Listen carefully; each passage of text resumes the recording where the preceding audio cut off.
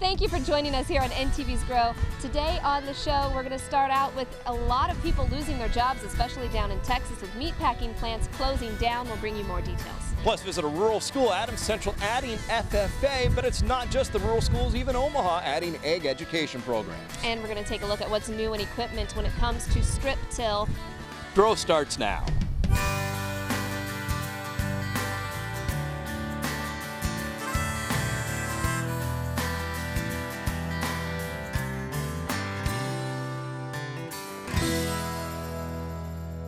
Almost 1,000 employees are being laid off in the meatpacking industry as several plants are closing down. All within a matter of months. L&H Packing Company in San Antonio, Texas will be shutting down beef processing operations, and 2 weeks ago Cargill closed their plant in Milwaukee. The U.S. has about 95 million head of cattle, the lowest inventory since 1973, and experts expect more processing plants to close, most likely in one area of the country.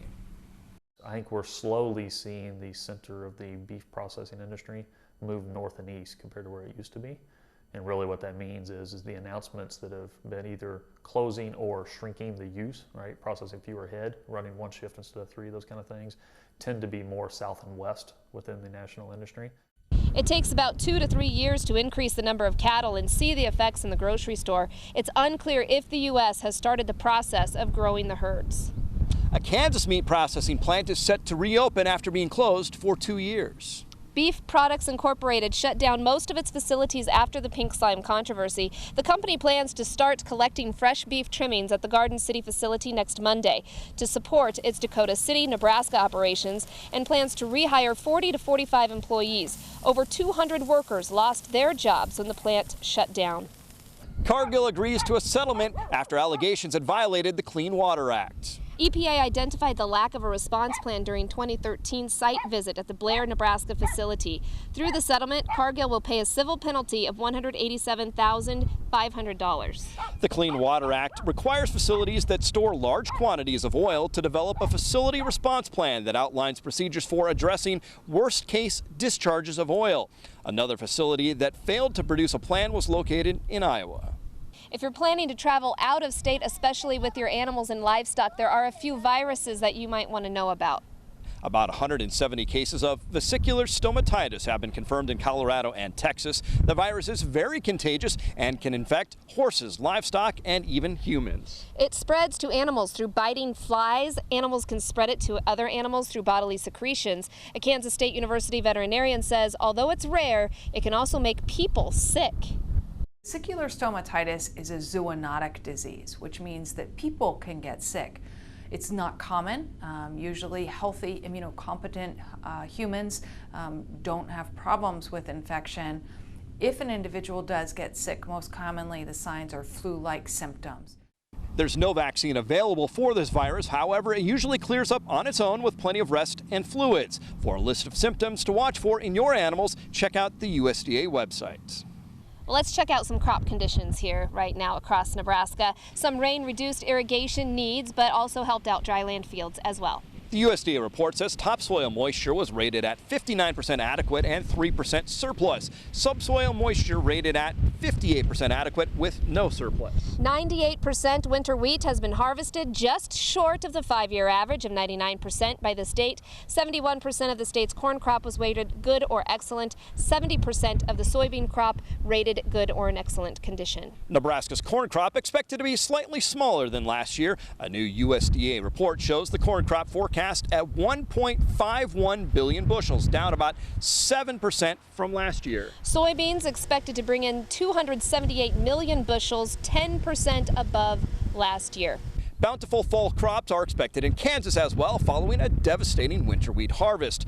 Kansas farmers are predicted to bring in 544 million bushels of corn this year. That's 7% more than a year ago. The state's grain sorghum is estimated to harvest close to 13% more than last year, and soybean production is forecast to be up 18% from last year. All of the fall crops benefited from widespread rains throughout the growing season, but drought conditions earlier this spring stunted Kansas winter wheat. The wheat production is estimated at 235 million bushels, the worst harvest in 25 years.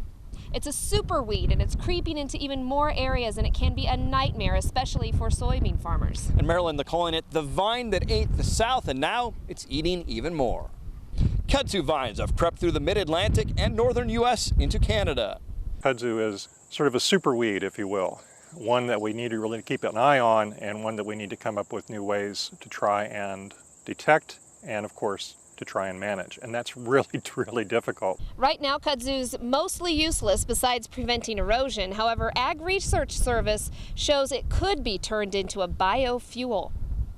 Maryland, it may come as a surprise to many, Adams Central, a local school largely rural in nature, has not had ag education or FFA. They've been working on it, though, for several years. And NTV's John Jankowski got a look inside what is new to the classroom. Ag teacher Brandon Jacobitz explains different careers students can get into in the farm industry. Students say they are eager to learn since majority of them live on a farm. For animal science particularly, I am looking forward to maybe hopefully seeing in high school if that is a path I want to continue down or if I need to be looking towards something else. I don't really know a whole lot about plants. My dad's a farmer, but I'm not really that involved in it. I live on a farm and my dad's a farmer, so it'll just help me become more aware of what our family farm does. Jacobitz is not only a teacher, he is also a farmer in Holstein. His main goal is to educate his students on the many different jobs someone can get into. He says some students don't realize there are jobs outside the field. Kind of develop an understanding of what it is that maybe their parents do or that they're actively involved in doing. School board member Ryan Weeks was very involved in creating this program after hearing an idea for the class at a Farm Bureau's meeting. Not only for the kids that come from an agricultural background, but also for kids from a non-ag background to be able to understand agriculture and its influence on our economy in the state of Nebraska. The ag class will not just be inside. Some tests and projects will be at some local farms. Supporting farmers through a new US Postage Stamp. It was actually revealed just this last week. It was. Ag Secretary Tom Vilsack helped unveil the 4 new colorful stamps and explain the importance of farmers markets. And a lot of folks have talked about the benefits of farmers markets, and that's certainly true. This postage stamp will give us the opportunity to focus on those benefits. It's been mentioned that it obviously is access to great food, and I'd encourage everybody to spend a few bucks while you're here. It's another step in an effort to educate consumers about the people growing our food. From the cattle shows to the brisket burgers you eat, the Nebraska State Fair is nothing else if not a celebration of Nebraska agriculture. And it's going to be here before you know it, right, Steve? It is. And here's another sneak peek inside that new exhibit they're calling Raising Nebraska. Nebraska is not flat. Here's a news flash for those used to seeing Nebraska along the interstate. Our geography is not the same from border to border. Want proof? You'll have to visit the State Fair and see the state's elevation.